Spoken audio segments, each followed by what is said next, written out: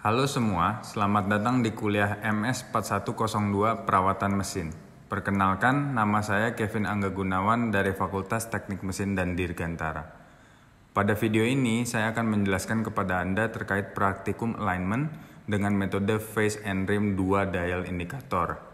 Video ini akan dimulai dengan penjelasan tentang pengukuran bracket sek. Ya, jadi berikut ini yang ada di hadapan kita adalah alat peraga untuk menunjukkan nilai bracket sek. Nilai bracket sek itu sendiri adalah pengaruh kekakuan dari si pemegang dial indikator terhadap pembacaan dial indikator. Jadi, karena ada pengaruh gaya gravitasi, ketika si dial indikator ini diputar ke bawah, maka nilai kekakuan dari si pemegang dial indikator ini akan memberikan pengaruh terhadap hasil pembacaan dial indikator. Untuk mengetahui untuk mengetahui nilai bracket sek ini, kita harus memiliki sebuah poros yang sudah dijamin kebulatannya.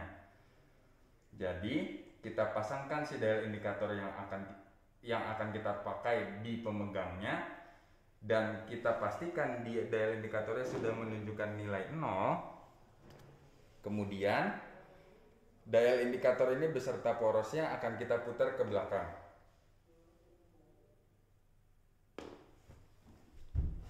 Ketika dia diputar atau diputar ke arah bawah, maka dia akan bergerak secara counterclockwise.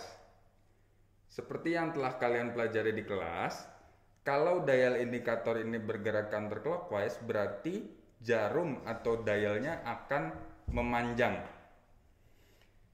Hal ini pun sesuai dengan teori bracket sek yang telah kita pelajari, di mana kalau dia terpengaruh oleh gaya gravitasi, berarti kan si pemegang ini akan melendut ke bawah. Ketika dia melendut ke bawah, maka jarum dial indikatornya akan memanjang. Dan untuk kasus ini, nilai bracket sek yang kita punya adalah minus 58 atau minus 58 atau minus 580 mikron.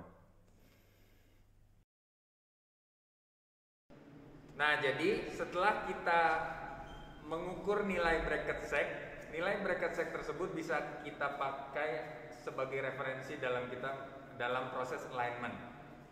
Di laboratorium dinamika kita punya alat peraga alignment yang seperti ini, di mana di tangan kiri saya ada generator dan di tangan kanan saya ada motor AC 3 fasa. Seperti yang dapat kalian lihat di tumpuan-tumpuannya, generator ini memiliki tumpuan yang fix, atau dengan kata lain berarti generator ini adalah mesin yang stasioner. Sedangkan yang motor AC 3 fasa ini dia memiliki baut pada tumpuan-tumpuannya, sehingga motor AC 3 fasa ini adalah mesin yang dapat diatur-atur atau adjustable. Nah, kemudian kita lihat lebih detail pada sambungannya atau pada couplingnya. Pada proses alignment dengan dial indikator, setidaknya kita membutuhkan 2 dial indikator. Yang pertama adalah yang ini, dia menghadap ke belakang karena keterbatasan tempat. Nah, jadi yang pertama ini adalah untuk mengukur phase. Sedangkan yang kedua, kita pasang dia untuk mengukur rim. Jadi, mungkin konfigurasi ini sedikit berbeda dari yang kalian pelajari di kelas ataupun contoh soal yang diberikan oleh Pak Zainal. Kenapa? Karena keterbatasan ruang. Kalau seandainya kita juga ingin mengukur rimnya di titik yang sama dengan pengukuran phase, coba kalian bayangkan, pasti tidak akan muat untuk pemegang dial indikator tersebut, sehingga kita perlu putar akal dan kita pasang dengan konfigurasi yang berbeda. Nah, kemudian tahap selanjutnya adalah tahap mendapatkan data alignment. Sebelum kita melakukan atau mendapatkan data alignment, kita perlu sepakati dulu di mana bagian atas pada kasus ini kita sepakati bahwa bagian atas ini adalah top, bagian bawah adalah bottom, dan bagian samping sini adalah south, dan bagian sini adalah north. Kenapa hal tersebut penting? Karena ketika nanti di lapangan kamu lakukan proses alignment, pasti kamu akan lakukan dengan banyak sekali orang. Paling tidak kalian membutuhkan 4-5 orang. Kenapa? Orang pertama dia khusus untuk membaca dial indikator phase. Orang kedua dia khusus untuk membaca dial indikator rim. Orang ketiga mencatat data, dan orang keempat adalah supervisor, biasanya seperti itu. Nah, untuk yang pertama ini kita akan membaca dulu, karena saya hanya sendirian, maka kita akan membaca dulu data untuk phase-nya. Jadi untuk phase kita mohon maaf bahwa dial indikatornya tidak dapat ditunjukkan di kamera, tapi pada prinsipnya cara pengukurannya itu adalah sama yang seperti bracket sec, di mana kamu harus mengikuti pergerakan jarum dari dial indikator tersebut. Kenapa? Karena dial indikator tersebut kadang-kadang bergerak clockwise dan kadang-kadang bergerak counterclockwise, sehingga kalian harus ikuti terus pergerakan dari dial indikator. Dan pada kenyataannya pun di lapangan nanti kalian yang paling sulit kalian lakukan itu adalah mendapatkan data alignment yang valid. Oke, jadi yang pertama kita akan baca rim dulu, phase dulu. Dan jangan lupa sebelum kalian membaca, untuk mempermudahnya adalah kalian zero setting dulu, atau kalian nolkan dial indikator dulu, dial indikator kamu. Nah, kemudian kalian putar.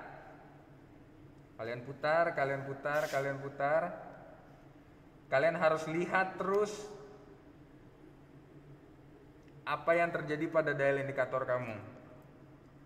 Nah, kemudian setelah dia sudah 90 derajat, atau dengan kata lain berarti posisi phase dial indikator sekarang ada di south, dia menunjukkan angka minus 440 mikron. Dan kemudian dilanjutkan untuk posisi bottom, terus.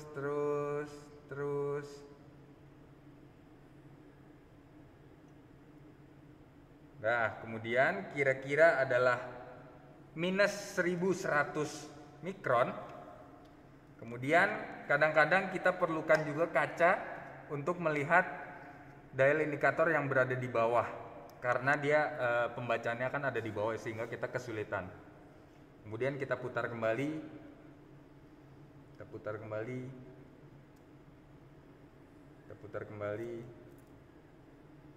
Oke, sudah kira-kira posisi ada di north, dan pembacaan menunjukkan minus 640 mikron. Ya, dan yang terakhir adalah kembali lagi ke top, dan dia kira-kira menunjukkan 0 mikron kembali. Ya, kemudian tahap yang selanjutnya adalah pembacaan atau mendapatkan data alignment rim. Sama seperti phase, di mana kita akan mulai dari top dan kita akan nolkan dulu pembacaan dial indikator. Kemudian kita putar dia 90 derajat.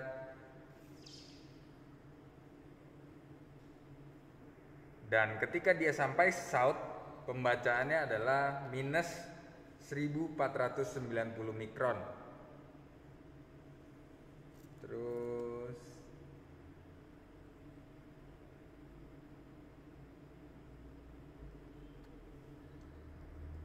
ketika dia sampai bottom, pembacaannya adalah minus 460 mikron. Kemudian untuk dia sampai north, pembacaannya adalah plus 1010 mikron. Lalu kita kembalikan ke top, dan dia kembali ke 0 mikron.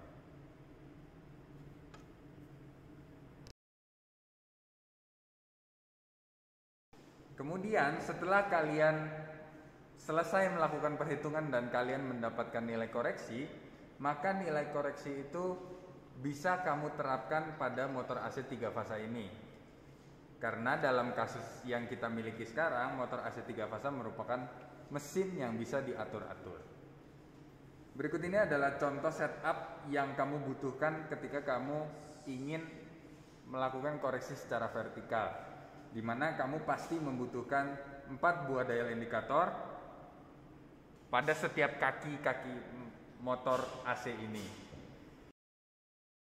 Dial indikator ini diposisikan secara vertikal karena kalian ingin melakukan koreksi secara vertikal. Di industri biasanya ada istilah yang namanya inboard dan outboard, di mana inboard adalah kaki mesin yang lebih dekat ke kopling, sedangkan outboard adalah kaki mesin yang lebih jauh daripada kopling. Nah, pada kasus ini kita memiliki sebuah baut yang bisa dinaikkan ataupun diturunkan, dan kamu akan mengatur posisi vertikal berdasarkan baut ini. Ketika kamu mengatur-ngatur, dial indikator akan menunjukkan hasil pembacaan, dan hasil pembacaan itu harus sesuai dengan nilai koreksi yang kamu hitung tadi. Nah, ini merupakan tampak samping dari motor AC 3 fasa tersebut, di mana kalian bisa lebih jelas. Ini adalah baut yang tadi saya bilang dapat dinaikkan ataupun diturunkan, dan ini adalah kaki inboardnya yang saya bilang kaki inboard lebih dekat kepada kopling dan kaki outboard yang lebih jauh daripada kopling. Nah, kemudian di sini saya ingin menunjukkan lagi bahwa motor ini juga punya baut horizontal. Dan baut ini akan digunakan ketika kalian ingin melakukan koreksi secara horizontal. Dan dial indikator juga perlu diposisikan secara horizontal. Demikian.